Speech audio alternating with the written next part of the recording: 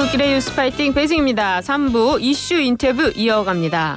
어제부로 여당목 국회 부의장까지 선출되면서 22대 국회는 개원 28일 만에 정상화가 됐습니다. 하지만 여야의 강대강 대치는 여전히 계속되고 있는 상황인데요. 더불어민주당 원내수석 부대표시죠? 박성준 의원 나와주셨습니다. 안녕하세요. 네네, 안녕하세요. 네, 국민의힘 몫으로 6선의 주호영 의원이 선출됐습니다. 어떻게 평가하고 계세요? 네, 주호영 의원님은 워낙 합리적인 분이고요. 또 네. 의회주의자로서 잘 알려진 분이기 때문에 상당히 의미 있는 또 국민의힘의 국회 부의장 선출이라고 보고 있습니다. 개인적으로는 제가 21대 지난 2020년도에 국회에 들어왔을 때 네. 제가 원내대변인을 할 때 예. 국민의힘의 상대측 원내대표를 맡고 있어서 저도 일을 같이 많이 해봤는데 예. 아주 좋으신 분이고 합리적이신 분으로 제가 생각하고 있습니다. 아, 그렇군요. 우원식 국회의장, 또 이하경 부의장, 주호영 부의장 이게 함께 호흡을 맞추게 되는데 잘 맞으실 걸로 보는 것이죠? 아, 그럼요. 일단은 우원식 의장님의 리더십도 있고요. 네. 또 이하경 우리 부의장님도 원만한 성품으로 아주 유명한 분이시기 때문에 네. 서로 조화를 잘 이루어져서 별다른 불협화음 없이 잘 국회가 운영될 것으로 보고 있습니다. 아, 국회가 좀 잘 운영돼가지고 국민들이 편안했으면 좋겠네요. 다만 이제 그런 건 있겠죠. 네. 여야를 떠나서 지금 이제 윤석열 정권의 이 국회를 무시하거나 무능하거나 불능화했던 부분에 대해서 네. 주호영 부의장도 네. 국민의힘에 떠나서 이런 부분에 대해서는 강하게 좀 질타도 하고 입법부가 바로 설 수 있게끔 역할을 해야 된다고 보고 있습니다. 아, 또 쓴소리 할 땐 쓴소리를 해달라 이런 말씀이시네요. 네. 더불어민주당은 전당대회를 앞두고 이재명 대표의 단독 출마, 단독 입후보일 경우에는 찬반 투표를 할지 오늘 결정한다고 하는데요. 이재명 후보 단일 후보로 나오면 찬반 투표로 가게 됩니까? 그 상황은 저는 아직 잘 모르는데요. 어쨌든 당대표라고 하는 것은 전당대회를 통해서 이제 선출을 하는 거기 때문에 네. 전당대회 과정에서 당원들의 의사를 정당하게 표현해주고 그것을 확인하는 단계는 필요하다고 보고 있어요. 모든 경선이 됐든 단독 후보가 됐든 당원의 의사표시를 통해서 정당성을 확인하는 단계는 필요하지 않겠습니까? 그렇죠. 근데 저 전당준비위원회가 이 모든 상황에 대비해서 대안을 마련할 것으로 보고 있고요. 예. 전준위의 결정을 좀 지켜봐야 될 것 같습니다. 아, 그렇군요. 하지만 전당대회를 앞두고 특히 이재명 대표의 견줄 만한 마땅한 대항마가 없는 분위기인데 이인영 의원이 출마를 고민 중이다라고 했더니 이인영 의원실로 나와서 표 얼마나 받겠냐? 수박 의원님 열심히 해봐라 하면서 항의성 전화가 걸려온다고 합니다. 이런 상황 어떻게 보십니까? 그러니까 저는 이제 이번 전당대회라는 것은 이제 전당대회가 이제 통합하고 단합하고 또 미래의 어떤 비전을 이끌 수 있는 새로운 리더십을 만들어가는 그런 과정이라고 볼 수가 있는데요. 그러면 그렇죠? 이번 전당대회는 어떤 의미냐면 윤석열 정권, 그러니까 무도하고 독주하고 국민을 무시했던 이 정권에 대해서 그러면 야당으로서 선명 야당으로서 누가 더 민의를 받들어서 단일 대우로 폭주하는 윤석열 정권에 견제하고 맞서서 싸울 수 있는 인물이 누구냐를 뽑는다고 볼 수가 있겠습니다. 그런 면에서 이재명 대표가 그동안에 온갖 수사라든가 야당 지도로서 압박을 받아왔고 그렇지만 이 지난 총선에서 압승을 이끌어왔고요. 더 나아가서는 이 대한민국이 무너져가고 있는 이 현재의 모습에서 야당의 대표로서 그래도 국정을 바로 세울 수 있는 리더십을 세울 수 있는 사람이 누구냐에 대한 부분을 당원들이 아마 그것을 알 수 있을 것 같고요. 또 민심도 그것을 뒷받침해 주기 때문에 그런 차원에서 이번 전당대회가 치러질 것이다 이렇게 보고 있습니다. 아, 그렇군요. 근데 이재명 대표가 단독으로 나오고 또 연임을 하는 것에 대해서 당 내에서도 비판적인 시각이 존재하는데 우상호 전 의원은요. 이재명 대표가 연임하는 것이 대권 가도에 도움이 되느냐라는 측면에서 우려가 된다. 또 유인태 전 사무총장은요. 지금 이재명 대표가 붙는다고 하면 너 돌았냐? 이런 소리밖에 안 듣는다. 이 당의 분위기가 또 이재명 대표의 이런 연임에 대해서 반대하는 분위기도 있는 것 같은데 어떻습니까? 일단 지난 총선에서 윤석열 정권은 단호하게 이제 심판을 하지 않았습니까? 그러면서 이번 이제 전당대회가 있는데 그러면 지난 총선도 그렇고 지금 국민들이 바라보는 윤석열 정권은 어떻게 바라보느냐? 이제 무능하고 무책임한 정권이라 보고 있고요. 또 하나는 경제도 그렇고 안보도 그렇고 상당히 위기가 고조되는 상황이에요. 네. 이런 상황에서 비상한 시국이라고 하는 거죠. 그러면 야당은 어떻게 해야 되느냐. 이런 비상한 시국에 비상한 결정을 하고 비상한 행동을 해야 되는 겁니다. 네. 그러면서 그런 야당의 역할을 할 수 있는 지도자의 역할이 누구냐 이걸 보는 것이죠. 그런 차원에서 이번 전당대회에 당대표를 선출하는 것이고 윤석열 정권과 정말로 맞서서 강한 리더십을 발휘할 수 있는 그런 우리 야당의 지도자, 민주당의 지도자를 뽑는다고 보고 있습니다. 그렇기 때문에 뭐 여러 얘기는 나올 수가 있다고 하지만 저는 이번에 이 전당대회라고 하는 것은 그런 의미에서 우리 당원들이 우리 당대표를 뽑을 거라고 보고 있습니다. 그래도 뭐 후보가 여러 명이 되는 것도 전당대회 흥행상 좋은 거 아니겠습니까? 그런데 예. 그럼 여러 후보가 왜 못 나오냐는 거죠. 그러니까 왜 못 나오죠? 그거는 왜 못 나오냐면 네. 이 윤석열 정권과 그동안에 잘 싸워왔느냐. 그리고 지금 현재의 진단을 통해서 네. 이 비상한 시국에서 제대로 된 리더십을 발휘해서 미래를 준비할 수 있는 리더십을 누가 할 수 있느냐에 대한 부분을 이미 저는 이제 그 당원들이 답을 내놓고 있다라고 보고 있는 겁니다. 그렇군요. 그 답을 내놓고 있는 상황에서 그러한 필요 충분 조건을 갖추지 못한 후보들이 어떻게 나올 수가 있겠습니까? 그래서 다 못 나오는 것이다. 능력이 없으니까 못 나오는 것이다. 능력이 없다기보다는 이러한 시대적 조류라고 할까요? 예. 그러니까 뭐냐면 국가적인 안정기라든가 서로 어떤 경쟁하고 서로 도와주고 이런 분위기 속에서 당대표를 선출하는 과정이 아니라 네. 어떻게 보면 지금 윤석열 정권이라고 하는 부분을 강하게 맞서서 싸울 수 있는 단일 대우에 형성할 수 있는 리더십을 원하는 거거든요, 당원들이. 네. 그러한 것을 충족해줬던 후보가 누구냐를 판단한다고 보고 있습니다, 저는. 그렇군요. 네. 그 정성호 의원이요, 이재명 대표가 연임하더라도 26년 지방선거 공천권을 행사하지 않을 것이다 이렇게 이야기를 했는데 그럴까요? 아니 이제 그거는 지금 앞서 말씀드린 것처럼 2026년의 얘기보다는 지금 2024년과 2025년에 흘러가는 이 시대사적 흐름에서 과연 누가 더 일을 잘할 수 있냐에 대한 부분을 가지고 얘기하는 거 아니겠습니까? 그렇죠. 그런데 2026년까지 뭐 지나치게 그것을 연임에 대한 부분을 가지고 사퇴 시한까지 생각해서 설명할 필요는 없다고 보고요. 알겠습니다. 이 사상 초유 역대 정권과 비교해서 윤석열 정권이 도대체 어떤 정권이냐를 바라볼 필요가 있을 것 같아요. 그 정권과 제대로 싸워서 일을 할 수 있는 사람을 선택하는 것이지 여기에 시대 정신이 있는 것이지 연임에서 어떤 뭐 지방선거를 공천하느냐 마느냐의 의미가 아니라고 보는 겁니다. 저는. 이건 너무 지엽적이다 이 말씀이시네요. 민주당의 검판사 탄핵과 이번 방통위원장 탄핵 추진을 두고 여권에서는 이재명 대표 방탄용 탄핵이다라면서 비판을 하고 있는데 이런 비판 어떻게 듣고 계세요? 이 탄핵이라고 하는 것은 입법부가 정당한 권리 행사를 하는 거고요. 특히 이 권리 행사라고 하는 것은 견제받지 않은 권력, 과도한 권한을 행사했던 이 행정부의 권한에 대한 부분에 대해서 잘못된 부분에 대해서 바로잡는 것이다. 그것이 정당한 헌법적 가치로서의 권한을 행사하는 거기 때문에 당연한 거고 특히 방통위원장 김홍일 방통위원장에 대해서 어제 저희가 탄핵을 발의한 것은 언론 자유, 공영방송의 공립성과 공정을 수호해야 할 책무가 있는 방통위원장이 이것을 저버리고 있고 오로지 윤석열 정권에 맹종하는 부분에 대해서 있을 수 없는 일이다라고 하는 부분을 경고하는 거고요. 또 하나는 방통위의 2인 체제로 운영하는 것 자체가 위법적인 거 아니겠어요?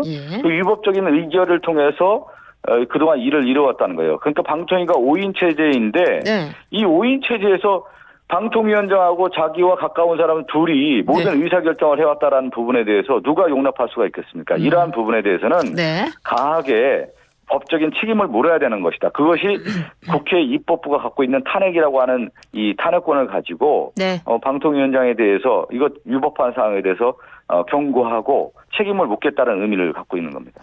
그래요. 근데 그 방통위에 야당 추천위원이 없었지 않습니까? 그동안에 윤석열 정권 들어서 야당 추천위원을 임명하지 않았죠. 김효재 방통위원장 시절과 이동관 그 위원장이 됐을 때 그 문제가 불거졌기 때문에 탄핵에 대한 사유가 있었고 지금 김홍일 방통위원장 관련된 부분에 대해서 2인 체제를 그동안 유지해왔던 거 아니겠습니까? 그런 부분에 대해서 얘기하는 겁니다. 그렇군요.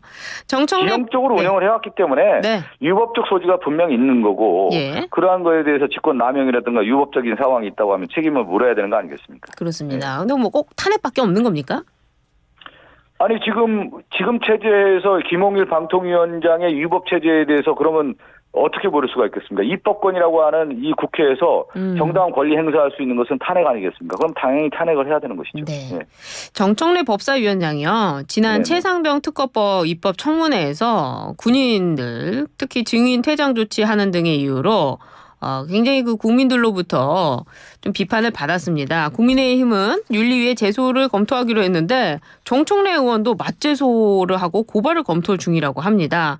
어제는 뭐 해병대에서 집회도 하기도 했는데요. 민주당 내 반응은 좀 어떻습니까? 아니 그런데 지금 앵커에서 입법 청문회의 증인들의 태도에 대해서는 왜 질타를 안 해요? 아니 정청래 의원이 그 위원장으로서 권한 행사에 대한 부분 지금 국민들이 바라볼 때 이 증인 선서도 하지 않고 정상적인 회의에 대해서 방해하고 변명과 거짓으로 일관하고 있는 증인에 대해서 더 질타해야 되는 거 아니겠습니까?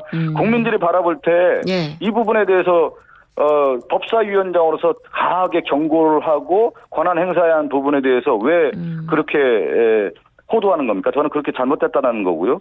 법사위를 포함해서 지금 이 증인들의 문제가 상당히 크기 때문에 국민들이 분노하고 있는 거예요. 네. 그래서 이 국민의힘이 오히려 이 윤리 제소로서 이 입법 청문회의 가치라든가 그 부분을 다른 프레임으로 좀 전환시켜서 진흙탕 싸움으로 만들려고 하는 부분이 있는 건데 그거에 대해서 우리는 용납할 수가 없는 겁니다. 네.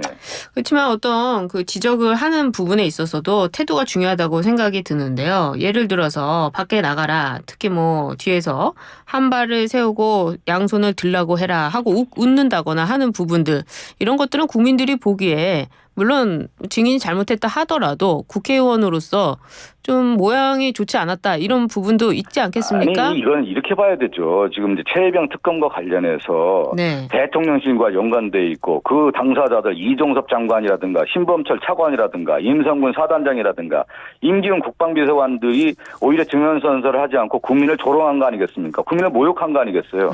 증언을 제대로 하지 않고 변명하는 부분에 대해서는 오히려 그 부분에 대해서 더 질타를 해야 되는 국민을 대변해서 그런 차원에서 저는 말씀드리는 겁니다. 근데 우원식 의장도요. 태도가 리더십이다라면서 우회적인 비판을 내놨습니다. 이런 비판은 어떻게 들으셨어요? 아니 본질을 봐야 되는 거 아니에요. 입법 청문회에서 그러면 국민들이 바라볼 때 이것은 진실 규명을 해야 되는 건데 진실 규명하는 차원에서 이 대체적으로 지금 증인들이 증인 선서를 하지 않고 변명을 일관하는 부분에 대해서는 그러면 어떻게 할 겁니까? 그러게 말입니다. 그 부분 먼저 얘기해야 되는 거 아니겠어요? 그래요. 예, 알겠습니다. 그것이 국회를 오히려 바로 세우는 것이죠. 이러한 증인에 대해서 엄격하게 경고를 주고 그러한 것을 통해서 국민들의 의혹을 시선을 해결해 주는 것이 국회의 정당한 권리 행사다 이렇게 봐야 되는 것이죠. 네. 또 이런 부분은 청취자분들이 판단하실 거라고 생각하고요. 윤 대통령에 대한 탄핵 청원이 20만 명의 동의를 얻으면서 법사위에 회부가 됐습니다. 이렇게 되면 탄핵안 발의하게 되는 겁니까?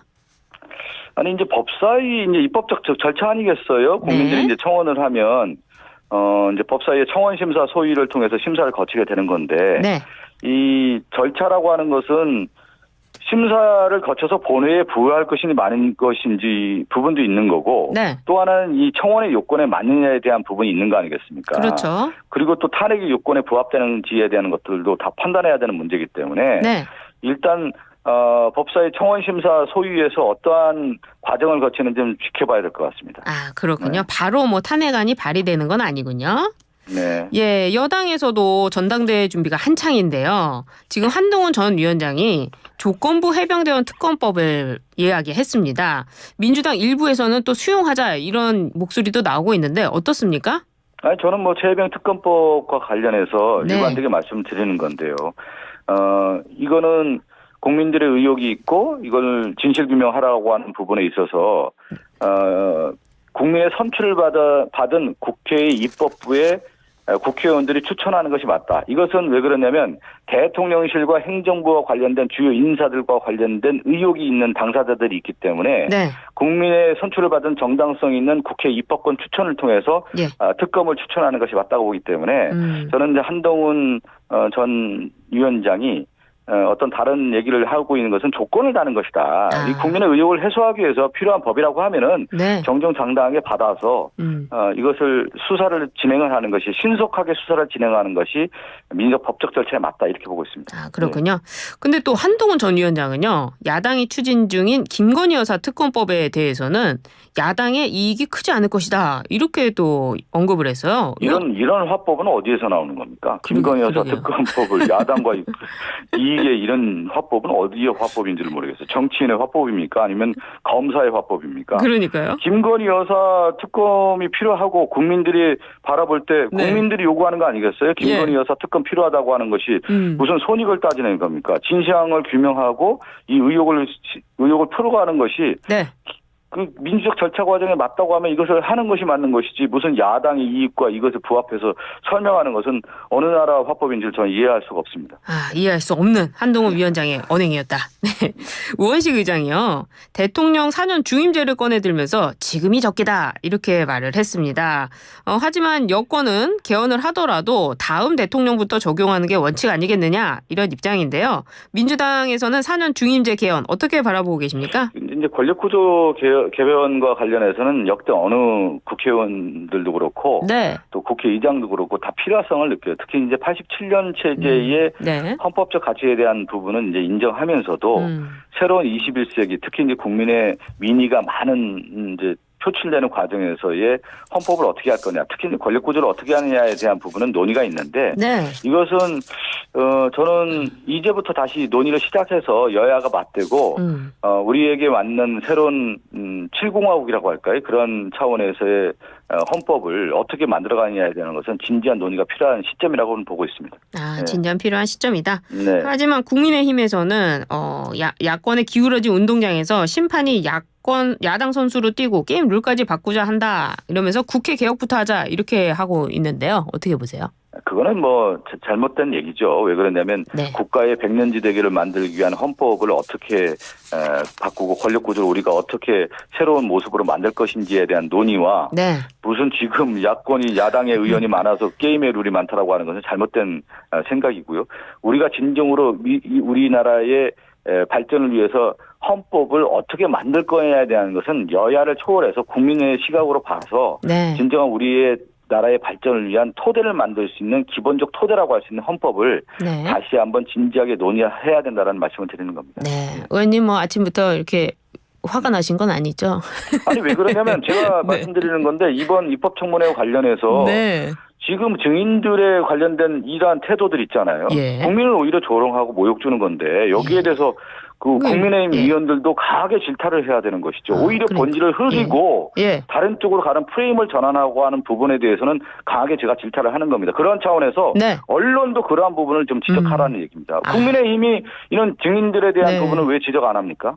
왜 진실을 호도하는 부분에 대해서는 지적 안 합니까? 오늘 그런 차원에서 제가 우리 배승희 앵커에게 말씀을 드리는 겁니다. 뭐 저한테 개인적으로 화나신 거 아니시지 않습니까? 그런 건 아닙니다. 지금 말씀을 드리는 차원에서 화를 내는 게 아니잖아요. 제가 화를 냈다는 게 아니라 이러한 가운데에서 프레임을 전환하려고 하는 오히려 진흙탕 싸움으로 만들려고 하는 국민의힘 의도에 대해서는 우리가 말려들 수는 없다는 그런 말씀을 드리는 겁니다. 우리 청취자분들께서 그 말씀 아주 잘 느끼셨을 거라고 생각을 합니다. 얼마나 그 울분이 쌓여 계셨겠습니까?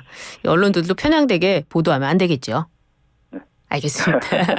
오늘 아침부터 소중한 말씀 감사합니다. 네, 감사합니다. 지금까지 박성준 더불어민주당 원내수석 부대표와 함께했습니다.